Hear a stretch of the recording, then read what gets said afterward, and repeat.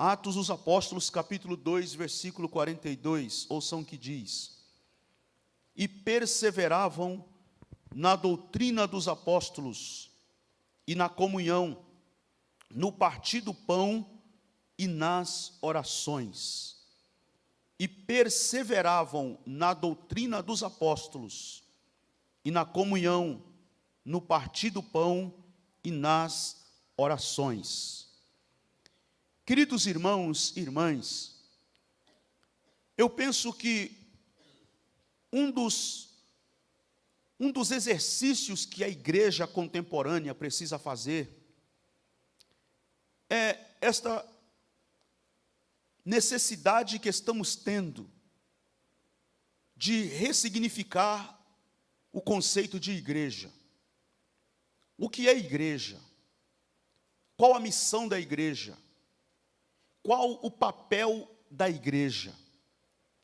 Especialmente porque nos últimos anos, com essa larga polarização política que tomou conta da igreja evangélica no Brasil, com esta reincidência de escândalos e mais escândalos por parte de muitos líderes, de muitos pastores, inclusive muitos líderes renomados, conhecidos neste país, com este número terrível de escândalos que tem pipocado pelas mídias sociais, por toda parte.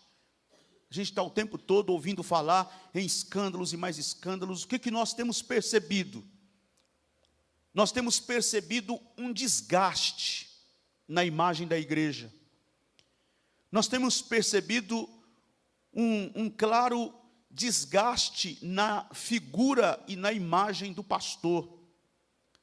Nós temos experimentado, ou estamos experimentando, inclusive, um verdadeiro descrédito, porque as pessoas estão resistindo frequentar a igreja, ou participar de uma igreja, ou participar de um culto. As pessoas estão criando uma certa resistência em encarar a figura do pastor com bons olhos, porque os escândalos estão aí, e esses escândalos estão em larga escala, e agora com o advento da internet, com essa coisa da viralização, qualquer vídeo, qualquer recorte, qualquer coisa já viraliza, já ganha uma multidão de pessoas e muito engajamento e visualizações.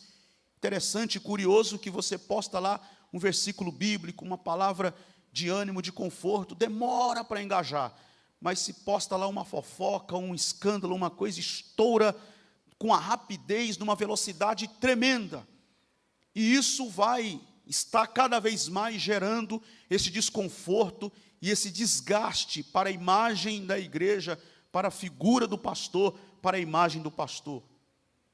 Então nós temos como igreja, nós que acreditamos na igreja, porque eu acredito na igreja, eu continuo firme na igreja, confiante com a igreja, determinado com a igreja, encantado com a igreja. Recentemente alguém me perguntou, mas você faz tanta crítica, você faz tantas denúncias, você não está frustrado com a igreja? Eu digo não, com a igreja de Jesus não. As denúncias e as críticas têm que acontecer na perspectiva desta igreja institucionalizada, burocratizada, dessa igreja de homens.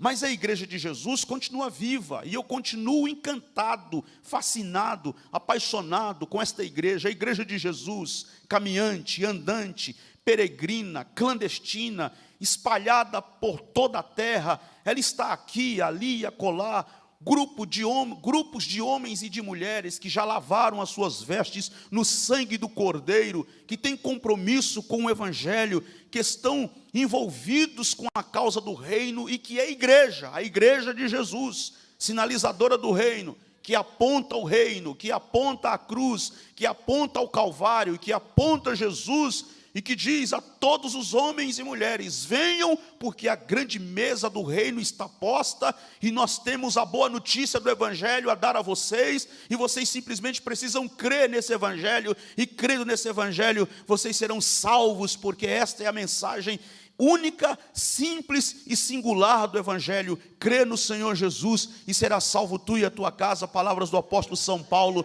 dita ao carcereiro em Filipos.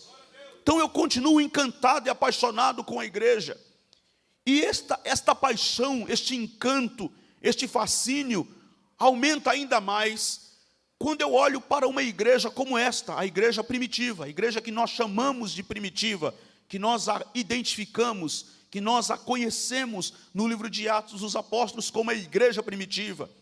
Fico ainda mais encantado, ainda mais apaixonado, ainda mais fascinado quando eu olho para este modelo de igreja, para este perfil de igreja, que eu diria que este modelo de igreja, este perfil de igreja é a igreja dos sonhos de Deus, é a igreja do coração de Deus.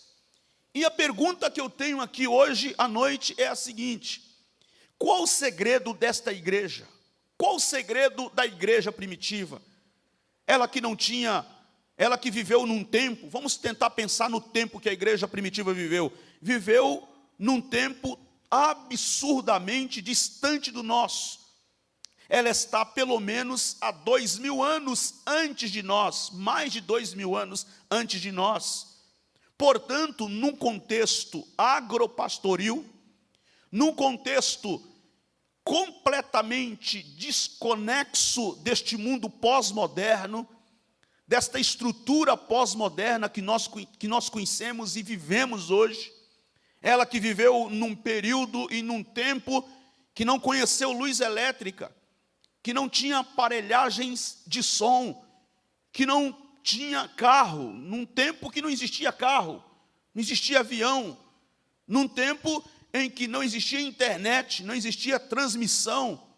Quem diria que nós chegaríamos ao ponto de pregar o evangelho como nós estamos pregando aqui em Itatiba, essa igreja aqui pregando o evangelho, com as câmeras ligadas, transmissões ao vivo, e a pessoa lá do outro lado, lá no Japão, lá na África, lá nos países africanos, nos países europeus, lá do outro lado do mundo, as pessoas acompanhando o culto, participando do culto, lá na Bahia, lá no Pernambuco, lá no Paraná, lá no Rio Grande do Sul, e as pessoas acompanhando, participando. Quer dizer, a pregação é feita aqui do púlpito desta igreja, em Itatiba, mas ao mesmo tempo esta pregação, ela se espalha tanto pelos irmãos que a ouvem e compartilham no dia a dia, como se espalha com maior velocidade ainda através das transmissões online.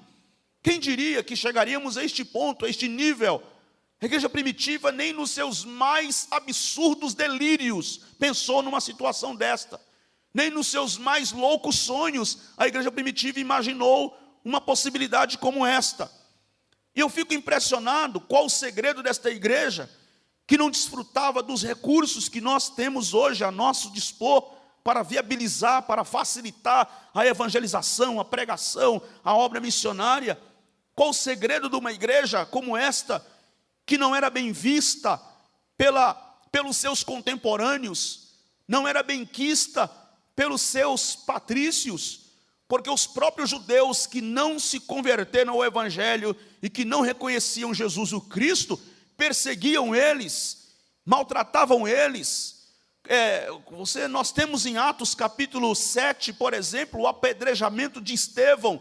Capítulo 8, uma onda de perseguição que estourou contra a igreja e todos foram dispersos, com exceção dos apóstolos. Depois temos Saulo, no capítulo 9, respirando ameaças, cheio de ódio, que vai rumo à estrada de Damasco para prender os do caminho. A Bíblia chama os do caminho, ou aqueles que faziam parte daquela seita. Vejam bem, tem tradução que usa a palavra seita, mas seita ali não tem essa conotação do falso ou verdadeiro, como a gente entende hoje. Seita ali porque era o povo do caminho, era o povo peregrino, andante, pelo seu caráter andante. Eles estão por aí, espalhados, pregando esta mensagem, dizendo que aquele que foi espancado quase até a morte, foi pregado numa cruz e morreu de forma vergonhosa, como um criminoso entre dois ladrões, está vivo, ele ressuscitou. E nós não podemos deixar esse povo avançar com esse tipo de discurso. Nós não podemos deixar esse povo avançar com esse tipo de pregação. Então vamos persegui-los, vamos maltratá-los, vamos tentar pará-los, vamos tentar barrá-los. Era uma igreja que não tinha parceria com as autoridades, nem com as autoridades do povo, o sinédrio, os chefes das sinagogas, os anciãos, os sacerdotes, e também não tinha nenhuma parceria com a elite política do seu tempo. Muito ao contrário, eles eram perseguidos dos dois lados, tanto pela elite religiosa como pela elite política. Eles não eram bem vistos e não eram aceitos. Não tinha bancada evangélica para defendê-los, não tinha políticos ao seu dispor, não tinham nada. Contudo, esta igreja, só numa pregação, saiu de 120 para 3.000 pessoas, aproximadamente. Na segunda pregação, o número foi para 5.000 pessoas. E daqui a pouco, numa outra situação, Lucas diz assim: uma multidão que já não se podia mais contar. Qual o segredo desta igreja? Qual o segredo desta igreja que sem nenhum recurso dos que nós temos hoje? Qual o segredo desta igreja que não desfruta dos privilégios do mundo pós-moderno, mas ela consegue romper barreiras, ela consegue sair daquele espaço de terra pequeno, minúsculo? Você olha lá no mapa, você vê que é um trecho de terra muito pequeno, muito minúsculo, e ela consegue invadir toda a Ásia, ela consegue atravessar as fronteiras, chega na Europa, estoura como uma bomba em toda a Europa, a ponto que a Europa foi considerada o berço do protestantismo, hoje não mais, já é chamada de pós-cristã, mas foi considerada o berço do protestantismo, estourou como uma bomba na Europa. E o texto de Atos capítulo 17 diz que esta igreja alvoroçou o mundo, esta igreja transtornou o mundo, esta igreja abalou o mundo. E eu digo mais, em 50 anos, esta igreja conseguiu a façanha de pregar o evangelho para o mundo inteiro de sua época. Preste bem atenção. Eu não estou dizendo que esta igreja pregou o evangelho inteiro para a cidade de Itatiba, que essa igreja pregou o evangelho inteiro para o estado de São Paulo, para o Brasil. Não, ela pregou o evangelho em 50 anos, ela pregou o evangelho para o mundo inteiro de sua época. Ela alvoroçou o mundo, ela virou o mundo de cabeça para baixo. Qual o segredo de uma comunidade de homens e mulheres pobres, semi-analfabetos, rústicos pescadores? Male, o que eles sabiam falar era o aramaico. O aramaico nem idioma era, o aramaico era um dialeto do hebraico. E esta língua que eles falam, que era o aramaico, era a língua que, inclusive, em Pentecostes, no capítulo do número 2, levou aquela multidão que estava em Jerusalém a ficar atônita, assustada, porque conquanto o que eles falavam era apenas o aramaico, um dialeto do hebraico, mas agora no poder do Espírito Santo, eles estão falando na língua nativa daquela multidão que ali está. E na língua nativa daquela multidão que ali estava, eles pregaram o evangelho. O texto de Atos 2:11 diz que eles falaram na língua nativa deles, das grandezas de Deus. Não são porventura galileus todos esses que aí estão falando? A pergunta começa lá no versículo 7. Não são porventura galileus? Tem um ranço de preconceito. Quer dizer, galileus, gente pobre, muitos deles são pescadores, semi-analfabetos. Eles o que falam é aramaico. Nunca vimos esse povo fazendo cursando idiomas nas universidades da Palestina. Nunca vimos essas pessoas cursando idiomas nas faculdades de Jerusalém. Como, pois, os ouvimos falar nas nossas próprias línguas das grandezas de Deus? Foi esse o maravilhamento do coração, da vida, daquela multidão que ali estava. Ficaram encantados, maravilhados. E eu insisto com a minha pergunta: qual o segredo desta igreja que conseguiu se mobilizar, que conseguiu ser dinâmica, que conseguiu avançar, que conseguiu dar conta de todas as suas demandas. E pasmem os senhores, essa igreja não era uma igreja perfeita. É uma coisa que a gente precisa deixar destacado aqui, porque às vezes a gente romantiza a igreja primitiva de tal modo que a gente diz assim, essa igreja era uma igreja perfeita. Não era. A igreja primitiva não era uma igreja perfeita. Vocês acham que tem problemas nas igrejas atuais? Na igreja primitiva também tinha. Vocês acham que tem gente que tem preconceito nas igrejas de hoje? Na igreja primitiva também tinha. Leia o capítulo 6 de Atos, versículo 1 para você ver. Você vai ver que só num versículo tem gente lá com preconceito, porque eles tratavam as viúvas helenistas com preconceito, e elas, as de Jerusalém, eram bem mais beneficiadas do que as viúvas helenistas. Só no versículo você tem murmuração. Vocês acham que as pessoas murmuram hoje nas igrejas? Pois na igreja primitiva também havia murmuração lá. Você tem só num versículo, que é o versículo 1 do capítulo 6, também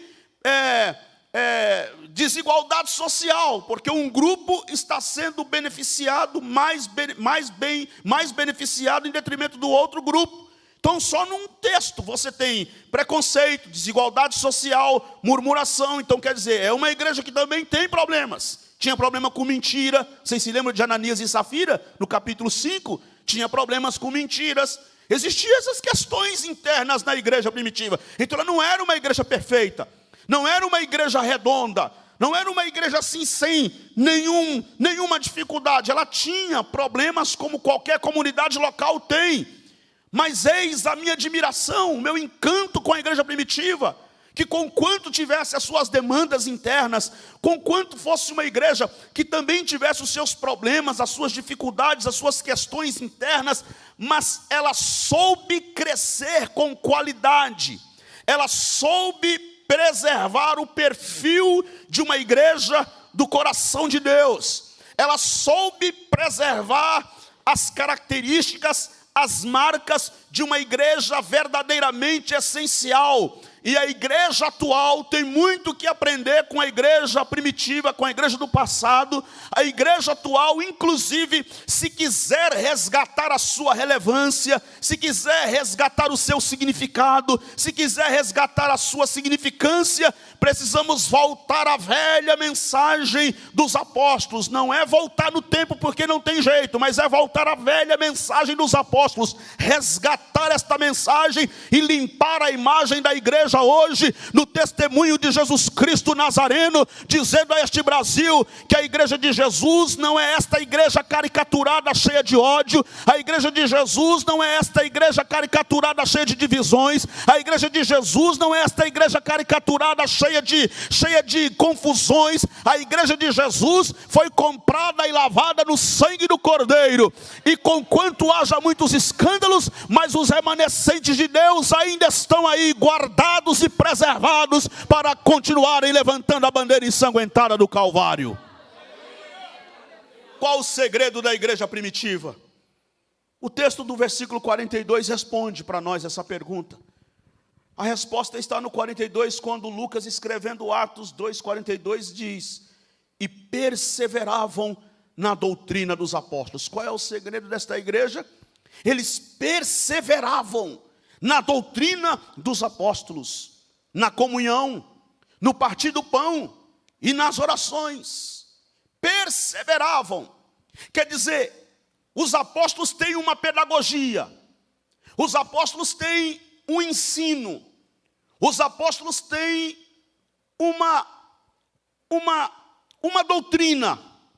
E esta doutrina, este ensino, esta pedagogia cai no coração e na mente da igreja primitiva como algo fundamental.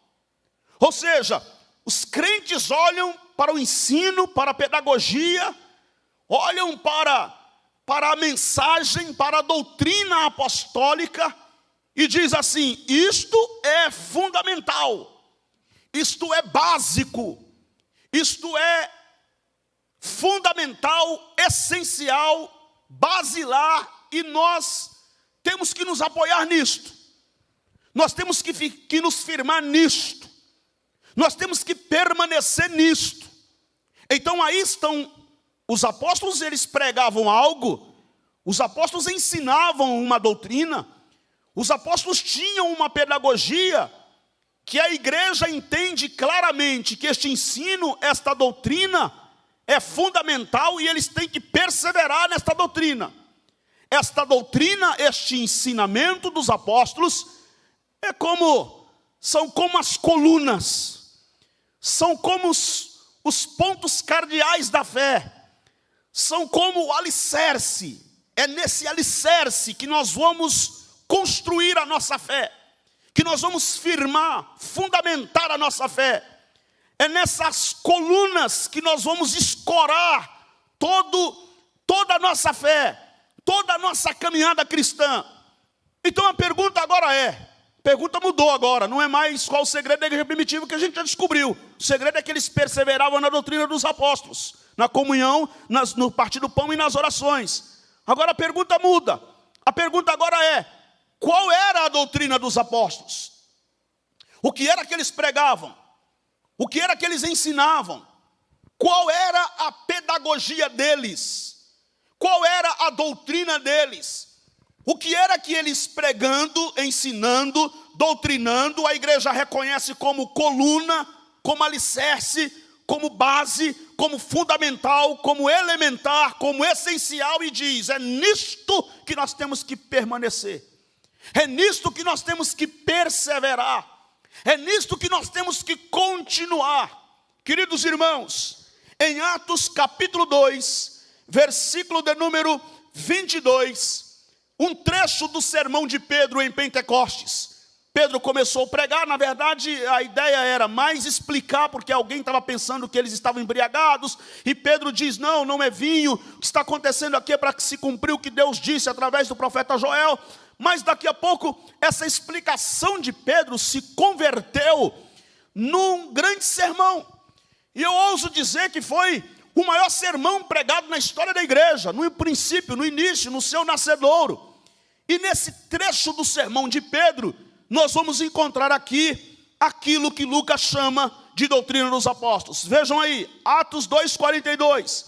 Varões israelitas, atendei a estas palavras: Jesus, o Nazareno, varão aprovado por Deus diante de vós, com milagres, prodígios e sinais, os quais o próprio Deus realizou por intermédio dele entre vós, como vós mesmos sabeis, sendo este entregue pelo determinado desígnio e presciência de Deus, vós o matastes, crucificando-o por mãos de iníquos, ao qual, porém, Deus ressuscitou, rompendo os grilhões da morte, porquanto não era possível fosse ele retido por ela. Aqui está, do 22 ao 24, nesse pequeno recorte, nesse pequeno trecho do sermão de Pedro, está as divisões que Lucas chama de doutrina dos apóstolos, no versículo 42, e se nós prestarmos bem atenção, ao longo de todo o livro de Atos, depois nas cartas do apóstolo São Paulo, depois nas epístolas gerais, passando inclusive pela epístola 1ª e 2ª de Pedro, até o Apocalipse, nós vamos perceber que esta síntese da doutrina dos apóstolos, este resumo da doutrina dos apóstolos que Pedro pregou em Pentecostes e que Lucas fez questão de chamar de doutrina dos apóstolos, doutrina apostólica, ela vai aparecer constantemente nas mensagens da igreja primitiva, nas pregações dos apóstolos, nos escritos de Paulo, nos escritos dos apóstolos que escreveram as epístolas gerais até o Apocalipse. Às vezes aparece explicitamente, às vezes implicitamente, mas nós vamos sempre encontrar esta síntese, este resumo que consiste naquilo que Lucas chama de doutrina dos apóstolos. Então ele diz: varões israelitas, atendei a estas palavras: Jesus, o Nazareno. Qual era a doutrina dos apóstolos? O que era que eles pregavam em primeira mão? Eles pregavam o quê? Em primeiro lugar, Jesus não é um personagem fictício. Jesus não é uma lenda. Jesus não é um mito, Jesus não é uma invenção da cabeça de rústicos pescadores semi-analfabetos que ideologizaram um personagem como Jesus e então a partir desta ideia, a partir dessa imaginação saíram pregando. Não, senhores, não. Jesus não é um personagem fictício. Quem é Jesus? Ele é um personagem da história. Ele é Jesus, o Nazareno. Ele é chamado, eu acho lindo isso, que os evangelistas fazem questão de dizer. Ele é de Nazaré. Ele é chamado Jesus de Nazaré. Das quebradas de Nazaré. Eu digo das quebradas de Nazaré, porque eu tive o privilégio de visitar Nazaré e fiquei encantado, maravilhado com a cidade de Nazaré, porque Nazaré hoje, agora, no ano de 2023, Nazaré é um... Quer imaginar Nazaré? Nazaré é um típico bairro de quebrada das periferias de São Paulo. E eu fiquei olhando e falei, meu Jesus foi criado aqui. Meu Jesus cresceu aqui. Mas há mais de 2000 anos, é óbvio, nós tínhamos ali em Nazaré um povoado não mais do que 90 casas, com não mais do que 90 casas, segundo os pesquisadores. Povoado que tinha ali em Nazaré. É ali que ele cresce. E mais, era considerado um lugar perigoso. Nazaré é um bairro perigoso. Nazaré é a última cidade que eu quero morar. Se eu posso escolher onde morar, em Nazaré jamais. É um lugar ruim, um lugar perigoso. Eu digo sempre em minhas pregações o seguinte: só no cristianismo isso é uma particularidade do cristianismo. Isso é uma singularidade do cristianismo. É só no cristianismo, é só no evangelho que nós temos um Deus que se fez gente, veio morar entre nós, foi morar em Nazaré, na quebrada da quebrada. Portanto, é só no evangelho que nós temos um Deus que sabe o que é morar na favela, que sabe o que é ser discriminado, ele experimentou na sua própria pele, que sabe o que é sofrer, que sabe o que é ser perseguido, que sabe o que é ser odiado, que sabe o que é levantar de madrugada para dar o duro, para defender o pão de cada dia, que sabe o que é ralar. Isaías já tinha visto isso lá atrás, homem de dores, experimentado nos trabalhos, sabe o que é padecer. É só no evangelho que nós temos um Deus assim, um Deus homem, o verbo que se fez carne, que veio morar entre nós, que assumiu na sua existência, na sua própria pele, a dor de ser gente. Ele assumiu, ele quis experimentar na sua própria pele e viveu lá. Esta é a boa notícia do evangelho, para dizer a homens e mulheres excluídos, marginalizados, para dizer a mulheres preteridas, para dizer a negros que foram excluídos por causa da cor de sua pele, para dizer para homens e mulheres que foram desprezados, há um Deus do céu que acolhe, há um Deus do céu que ama, há um Deus do céu que protege, há um Deus do céu que sabe o que é sofrer, que sabe o que é padecer. Então ele é Jesus o Nazareno, Jesus de Nazaré.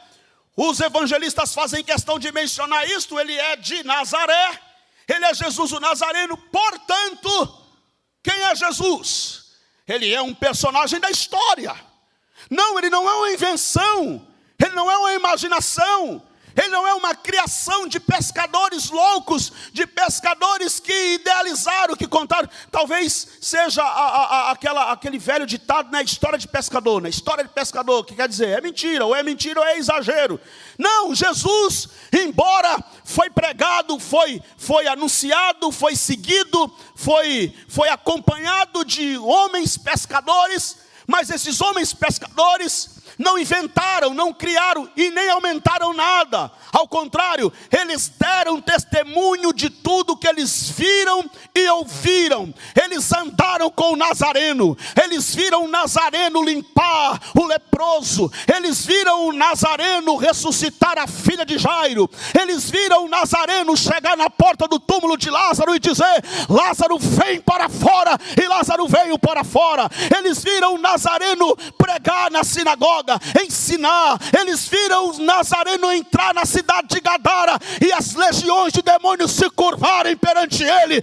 Ele é um personagem da história, ele é o verbo de Deus, ele é o Cristo de Deus. Ele andou aqui e nós vimos ele, nós andamos com ele. será a doutrina dos apóstolos. O que os apóstolos pregavam? O que eles ensinavam? Isso aqui. Não tinha invenção. Não tinha essa coisa que a gente fica vendo hoje aí.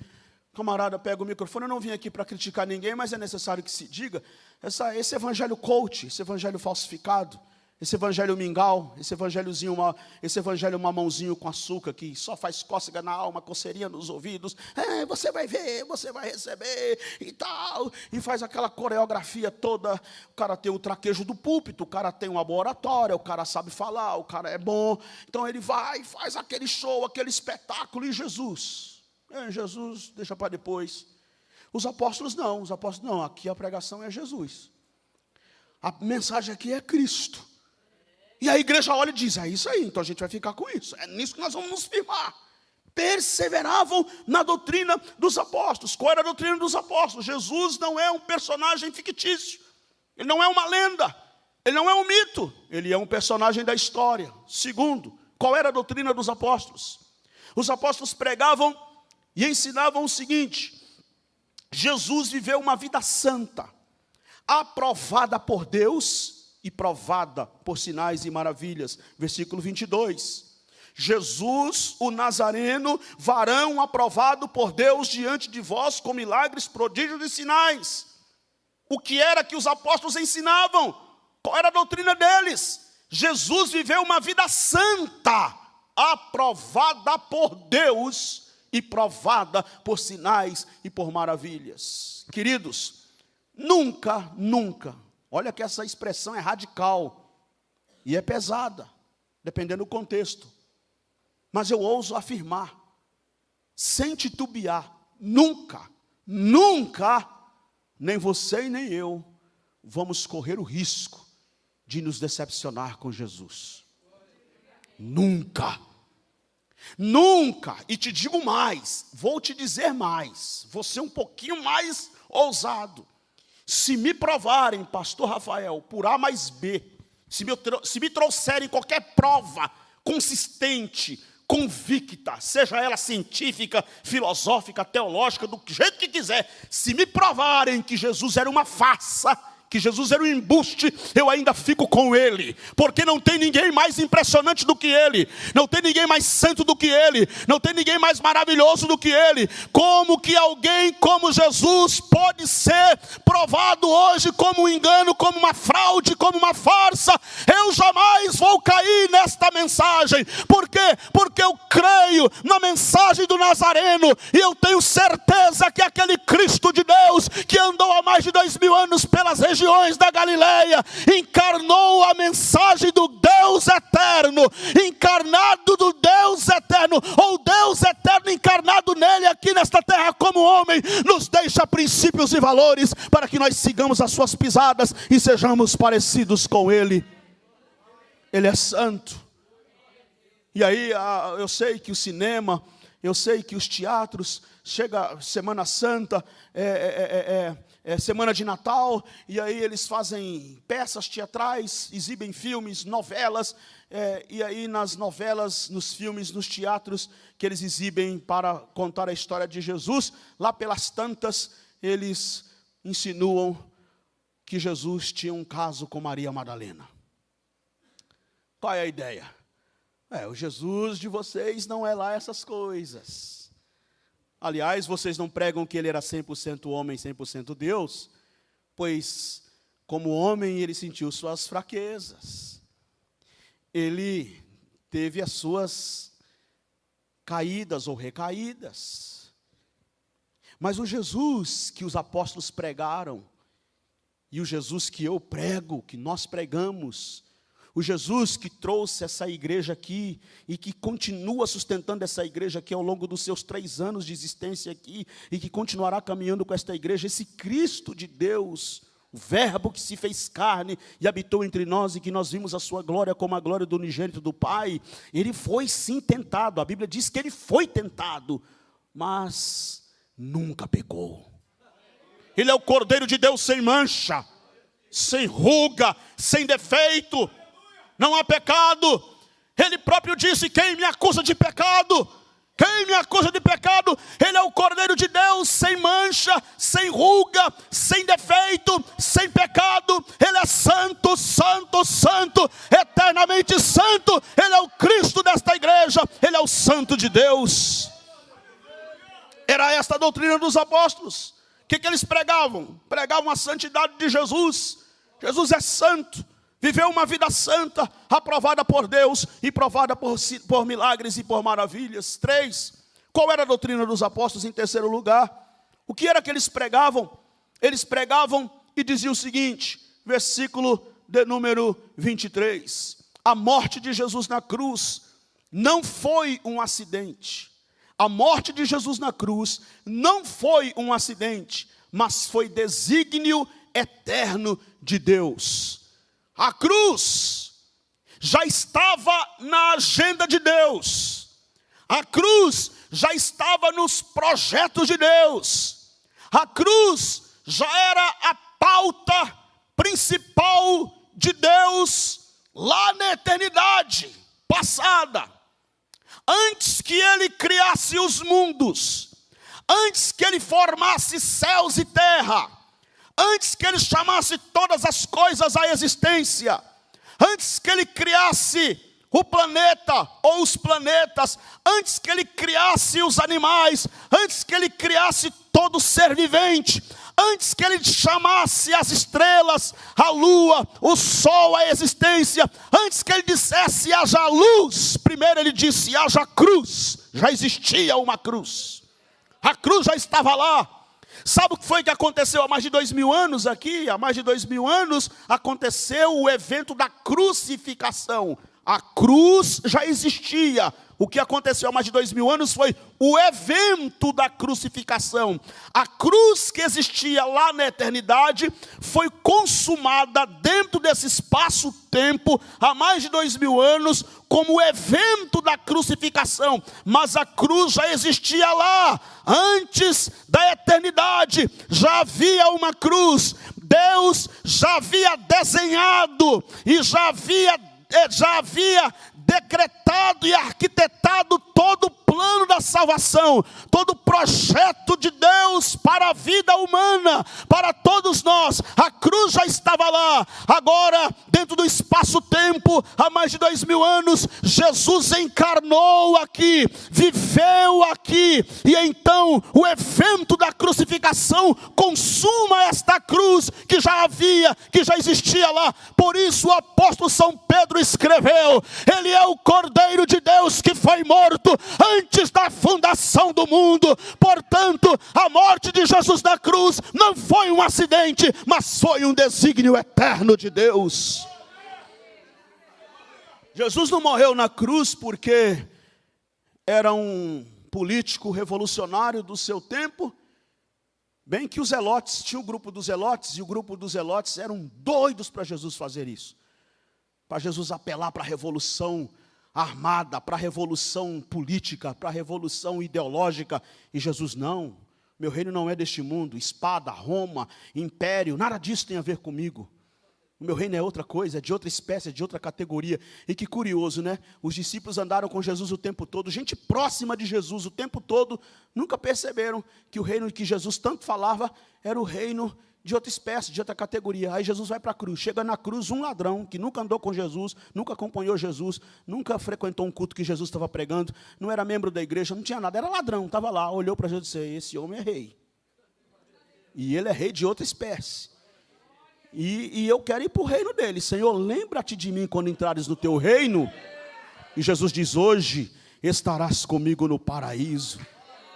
Eu fico impressionado, pastor Rafael, sabe por quê? Porque uma coisa é você ver a rainha da Inglaterra, já foi, né, a rainha da Inglaterra, mas o rei Charles na Inglaterra, você vê o rei Charles marchando, desfilando com aquele cortejo bonito, você fala: que coisa bonita, eu quero fazer parte do reino deste rei, do rei Charles. Uma coisa é você ver os grandes imperadores do mundo, os grandes reis do mundo, montados em seus cavalos reais, vestidos nas suas vestes reais, e você olhando, observando todo aquele cortejo solene, e você falar assim: que coisa maravilhosa, eu quero participar disso, eu quero fazer parte deste reino. reino. Agora tem lá um homem pregado na cruz do meio, deformado, machucado, rasgado, crucificado, sendo xingado, vaiado, sendo humilhado, desacreditado, inclusive pela sua própria família, ensanguentado, a face deformada, coroado de espinho, os olhos inchados, os cabelos emprastrados do sangue que já estava endurecendo na sua face, grudando os seus cabelos.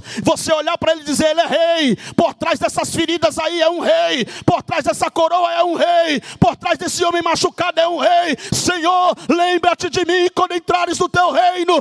Hoje mesmo estarás comigo no paraíso. Aquele homem teve este discernimento, esse entendimento de que ali se tratava de um rei, rei dos reis e senhor dos senhores, o rei por excelência, o rei não pela ordem dos reinos do mundo, mas o reino eterno, o reino que não tem fim, o reino que não passa, o reino glorioso, o reino de justiça, o reino de paz, o reino de amor. Louvado seja o nome do Senhor nosso Deus.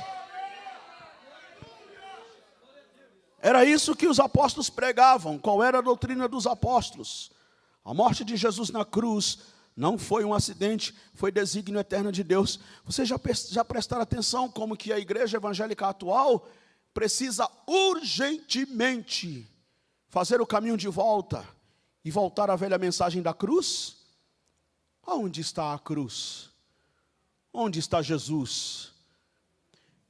Pilatos perguntou: o que farei de Jesus chamado Cristo? 2000 anos depois, a gente tem que usar a mesma pergunta do Pilatos, mas ao invés de perguntar o que farei, a gente tem que perguntar: o que faremos, ou o que fizeram de Jesus chamado Cristo? O que fizeram dele? Onde ele está? Não aparecem muitos louvores, porque muitos louvores são antropocêntricos, fala do próprio homem, do ego humano.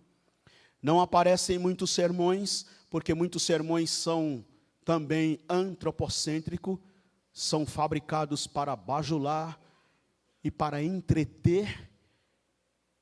Nós precisamos voltar à mensagem de Paulo, quando disse: eu decidi. 1 de Paulo aos Coríntios, capítulo 2, versículo 2. Eu decidi nada saber entre vós, a não ser Jesus Cristo e este crucificado. É esse o tema do pregador, é esse o tema desta igreja, é esse o tema desta comunidade, desta igreja local que foi plantada aqui há 3 anos. Este é o tema da mensagem. Mas pastor Rafael, o que o senhor está pregando? A cruz. Mas pastor Rafael, o senhor não acha que a cruz desconcerta? Mas é a cruz.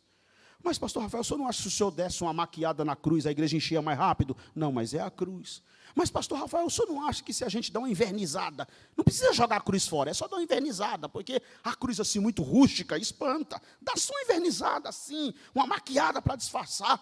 E o pastor Rafael insiste: não, é a cruz.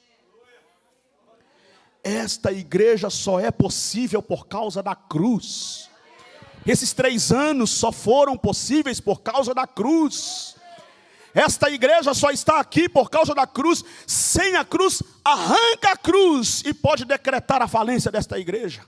Arranca a cruz e não faz o menor sentido a nossa pregação. Tira a cruz e nós vamos estar fadados ao fracasso total. Eu li quando Isaltino Gomes, um pastor de saudosa memória, pastor batista, ele escreveu no seu livro O Drama do Calvário, e ele disse: o pregador que não gosta de falar da cruz é indigno do púlpito, nem no púlpito nem o púlpito deveria assumir, porque ele só foi constituído pregador porque houve uma cruz. Essa igreja só está aqui porque houve uma cruz. Nós só fomos constituídos ministros de Deus porque houve uma cruz, porque houve uma cruz, porque houve uma cruz. Portanto, a nossa mensagem precisa convergir na cruz. Era essa a doutrina dos apóstolos, era isso que eles pregavam. Mas, em quarto lugar, qual era a doutrina dos apóstolos? Eles pregavam e diziam o seguinte: Jesus ressuscitou dentre os mortos corporalmente. Não foi uma visão que alguém teve, ou uma imaginação, um sonho. Já imaginou? Alguém está lá no culto, aí diz assim: Pedro, dá uma pausa aí, Pedro. Eu preciso contar uma visão que eu tive. Eu tive uma visão que Jesus ressuscitava. Já pensou se Jesus ressuscitasse? Ou então alguém, Pedro, eu tive um sonho essa noite. Tem irmãos que gostam de contar sonho para o pastor, né? Ô Pedro, deixa eu contar um sonho. Eu sonhei que Jesus tinha ressuscitado. Já pensou se Jesus tiver ressuscitado? Não foi isso que aconteceu. O que aconteceu foi que as mulheres, Marcos faz questão de destacar que eram 3 mulheres. Maria, mãe de Tiago, a outra Maria, e Salomé. As 3 foram lá. Levantaram de madrugada, o dia não tinha clareado ainda, pegaram algumas especiarias aromáticas e foram lá para visitar o túmulo de Jesus. Foram conversando entre si, porque tem uma pedra, a pedra é pesada, o selo de Roma está lá, e a gente precisa ver como é que vamos fazer. Mas vamos caminhando, vamos lá, chegando lá a gente vê o que é que faz. E vamos perfumar o corpo do nosso mestre. Mas quando elas chegaram lá, para surpresa delas, a pedra estava fora do lugar. Eu imagino elas tentando iluminar com alguma espécie de iluminação, dos meios de iluminação que eles usavam naquela época, sei lá, uma lamparina, coisa do tipo. Está vendo alguma coisa aí, Salomé? Não. E você, Maria? Eu não estou vendo que o lenço dele está dobrado, o lençol está jogado no chão. Mas e ele? Quero ver ele. Não, ele não está aqui. Não está aqui, não. Elas nem se lembravam, nem se davam conta. Ele não está aqui, não está aqui. Quando se viram, dão de cara com um homem de branco, um ser angelical sentado assim. Ele estava sentado na ponta da pedra, olhando para elas. Eu imagino aquele rosto resplandecente olhando para elas. Elas assustadas, eu imagino aquele rosto resplandecente, e não só um rosto resplandecente, mas um rosto sorridente. Aquele rosto angelical olhando para elas, dizendo assim: por que buscai dentre os mortos aquele que não está mais aqui, porque já ressuscitou? Ele vive, ele ressuscitou. Vão anunciar e vão com muita pressa, corram por toda parte, avisem aos seus irmãos, mandem que eles se reúnam em Jerusalém, vão lá e vocês vão encontrar com ele lá. Ele ressuscitou, ele vive eternamente. Queridos irmãos e irmãs, o que tornou a mensagem de Jesus diferente dos sistemas religiosos dos seus dias foi que ele ressuscitou dentre os mortos e vive eternamente. Aqui está o eixo da nossa pregação, aqui está o centro da nossa mensagem, aqui está a razão principal porque esta igreja vive e porque essa igreja está aqui plantada como carvalho de justiça. É porque a nossa pregação não termina em um cadáver, a nossa pregação não acaba em um túmulo, a nossa pregação não termina em um defunto, a nossa pregação é realizada, é completada, é consumada, é concretizada naquele que tem a chave do inferno e da morte, e que bradou dizendo: é-me dado todo o poder nos céus e na terra. Ele vive, louvado seja o seu nome. Jesus ressuscitou. Era esta a mensagem dos apóstolos, era esta a doutrina dos apóstolos. E aí, eu não tenho tempo agora, talvez numa próxima, para discorrer que a partir do versículo 24, quando Pedro prega, Lucas escreve o que Pedro pregou: Deus ressuscitou, rompendo os grilhões da morte, porquanto não era possível fosse ele retido por ela. A partir do versículo 4, a pregação de Pedro muda de tom. Ela mudou de tom 3 vezes. A primeira vez foi quando Pedro começou a dar uma explicação que o que estava acontecendo ali era para se cumprir o que Deus havia dito por intermédio do profeta Joel.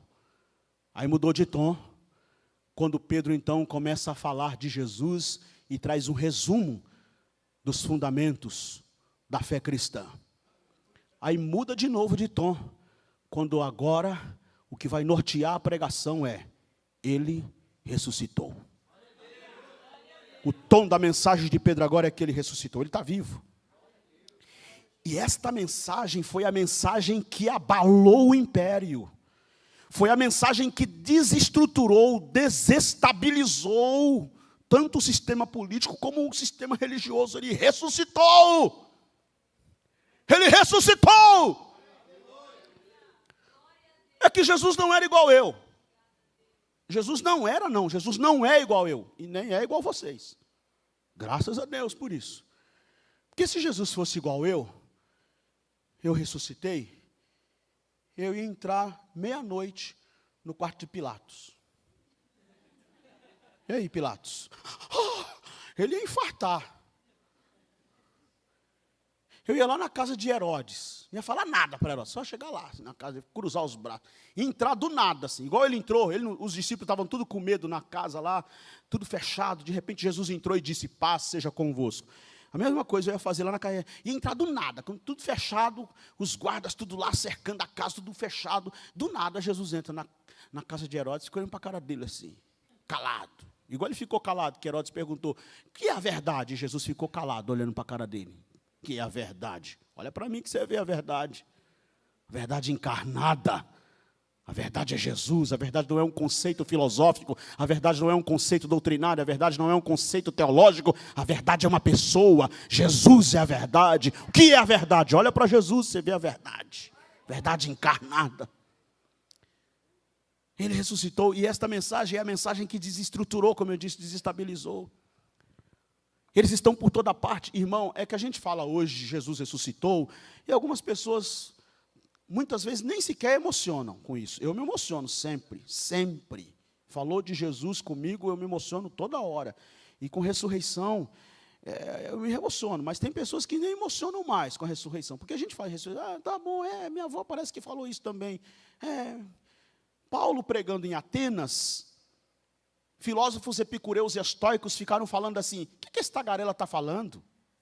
E outros diziam, parece pregador de estranhos deuses. Por que eles estavam chamando Paulo de tagarela e dizendo que ele parecia pregador de estranhos deuses? Atos 17, versículo 18. O versículo completa, porque ele pregava a Jesus e a ressurreição. Tem crentes hoje que estão igual os filósofos epicureus e estoicos. Jesus vive? Parece que eu ouvi falar. Jesus ressuscitou. Quando era criança, minha avó contou essa história. Ele vive. A gente prega a ressurreição hoje, e a gente prega, e graças a Deus, porque pregamos com essa liberdade que temos para pregar. Mas lá no primeiro século, pregar que Jesus ressuscitou, você está desafiando o império, rapaz. Cuidado, bate na boca. Não fica falando esse negócio assim abertamente, não. Olha o Sinédrio. O Sinédrio vai te chamar. Vocês ficaram sabendo de Pedro e João, curaram o coxo na porta do templo, foram chamados perante o Sinédrio deu uma lavada neles, ameaçou eles e disse que se pegar eles de novo, falando nesse nome, Jesus, e que ele ressuscitou, eles vão morrer. Aí a igreja se levanta, a igreja se enche, a igreja se empolga, e a igreja diz, pois é isso mesmo, aquele a quem vocês crucificaram, Deus ressuscitou dentre os mortos, e nós somos suas testemunhas, e ele nos mandou pregar, que ele foi constituído por Deus, juiz dos vivos e dos mortos, ele vive, ele ressuscitou, louvado seja o seu nome. Era essa a doutrina dos apóstolos. O que era que eles pregavam? Pregavam isso aqui. Qual o segredo da igreja primitiva? Perseveravam na doutrina dos apóstolos. Qual era a doutrina dos apóstolos? É esse básico do evangelho. Isso aqui é o básico do evangelho. Você não precisa ser um profundo teólogo, um grande exegeta. Basta compreender aqui, na doçura e na leveza do evangelho, o básico do evangelho, a doutrina fundamental apostólica que nos mantém de pé. Qual o segredo da igreja primitiva? Perseveravam na doutrina dos apóstolos. E depois, perseveravam também na comunhão. Não tenho tempo, vou terminar por aqui. Mas é necessário que eu diga aqui, na comunhão. E aí nós temos uma palavra grega para comunhão, que é a palavra koinonia, que talvez seja a palavra que mais se aproxima do sentido de ser igreja. O que é igreja? É isso aqui, comunidade. É estar juntos. É a família da fé. É gente chorando com gente chorando. Sabe, entende? Gente que chora com gente que chora. Nós não somos robôs, somos humanos. E uma família, a família de Deus. Gente que chora, que sente dor, que vive decepções, que vive alegrias, que vive conquistas, que vive perdas. E essa igreja, a igreja da fé, a comunidade dos santos está junta. A comunidade, comunhão. Qual o segredo da igreja primitiva? Por que ninguém nunca conseguiu aplacar o avanço desta igreja? Porque esta igreja perseverou na comunhão. 3, o segredo da igreja primitiva, em terceiro lugar, perseveraram no partir do pão. Partir do pão aqui tem a ver com discernimento. Com qual discernimento? Eles comiam o pão e o cálice. Eles participavam da ceia do Senhor. O que determina uma igreja verdadeiramente cristã é com qual discernimento ela participa do pão e do cálice. Qual é o segredo? Perseveravam no partir do pão. E por último, qual o segredo desta igreja? Além de perseverar na doutrina dos apóstolos, além da comunhão, além do partir do pão, do discernimento do corpo e do sangue, era uma igreja que perseverava na oração. E aí, irmão, igreja que ora...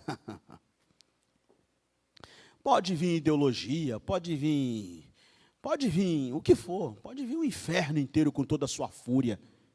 Igreja que ora, não tem quem vença, não tem força infernal que consiga aplacar o poder na vida de uma igreja que ora. Sabe qual tem sido o problema da igreja evangélica brasileira?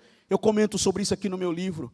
É que infelizmente nós temos visto uma igreja que tem trocado o poder da cruz pelo poder político. Não, vamos agora, porque eu sou amigo do fulano, porque eu sou parceiro do prefeito, porque nós estamos assim, nós estamos assim com o governo. Irmão, nós não somos inimigos de ninguém, a igreja não é inimiga de ninguém. Eu falei isso hoje de manhã na nossa comunidade, e nós não somos inimigos de ninguém, a igreja não é inimiga de ninguém, todos são bem-vindos, aqui é espaço e lugar para todos, todos são bem-vindos, mas nós não temos o direito de nos gabar e de nos apoiar no poder humano, seja ele poder político, seja ele poder religioso. O poder que foi confiado à igreja é o poder do Espírito Santo, isso nos basta. Mas pastor, você não está vendo as ideologias aí, você não está vendo que as filosofias humanas estão corrompendo a igreja? Pois eu tenho o antídoto. Eu não, a Bíblia, o apóstolo São Paulo nos apresentou o antídoto. Todas as vezes que qualquer pensamento ideológico, qualquer cultura de morte, qualquer pensamento filosófico, qualquer corrente filosófica querer atacar a igreja, querer aplacar a igreja, querer diminuir a fé da igreja no conceito evangélico, Paulo apresentou o antídoto na segunda carta aos Coríntios, capítulo 10, versículo 4, e disse: as armas da nossa milícia não são carnais, mas são poderosas em Deus para demolir fortalezas de Satanás, anulando pensamentos, anulando todo sofisma. Esse é o poder da igreja comprada e lavada no sangue do Cordeiro. Pode aplaudir mais forte, igreja do Senhor, porque Jesus conferiu esse poder à sua igreja, comprada e lavada no seu sangue.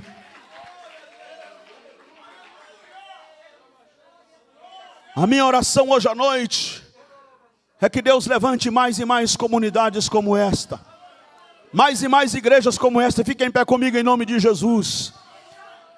Parabéns, pastor Rafael, pastora Carol, parabéns, igreja aqui em Itatiba. Parabéns, irmãos e irmãs, parabéns. Vamos continuar avançando, avance mais um pouco. Aqui é o 3º aniversário, mas vem o 4º, vem o 5º, o 6º, o 10º, o 20º, o 30º, o 50º. Essa igreja avança, cresce, porque nada tem poder contra a igreja do Senhor, porque a igreja de Jesus é uma igreja viva. Queridos irmãos, foi assim que esta igreja, a igreja primitiva, encarou a fúria do Império Romano. Foi assim que esta igreja encarou a fúria do Império Romano. Colocou o império de joelhos, alvoroçou o mundo inteiro, levantou a bandeira ensanguentada do Calvário, pregou Jesus, anunciou a cruz de Cristo. E mais de 2000 anos se passaram e nós estamos aqui. E eu quero dizer que se nós encarnarmos isto, se nós encarnarmos estes princípios, estes valores e a mensagem do Evangelho, pode ter certeza, as mídias sociais, o carro de som na rua, os outdoors, as propagandas, vão ser apenas subsídios, auxílios secundários e até terciários.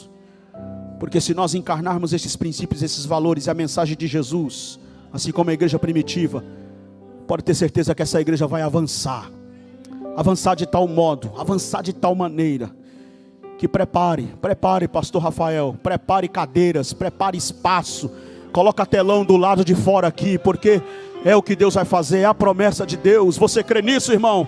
Você crê nisso, igreja? Você crê nisso, irmão? Ele não mudou. Ele é o mesmo, Ele não mudou, Ele está conosco. O mesmo Jesus que operou na vida da igreja primitiva. Aquela igreja já passou, agora é a nossa vez, é o nosso tempo. E nesse nosso tempo Deus quer fazer de novo. Deus quer operar o mesmo milagre. Levante as suas mãos para os céus com a minha, no nome de Jesus. Pai bendito, Pai amado, oramos a Ti nesse instante. Entramos em Tua presença em oração. Queremos Te agradecer, Senhor, pela Tua bondade. Queremos Te agradecer, Senhor,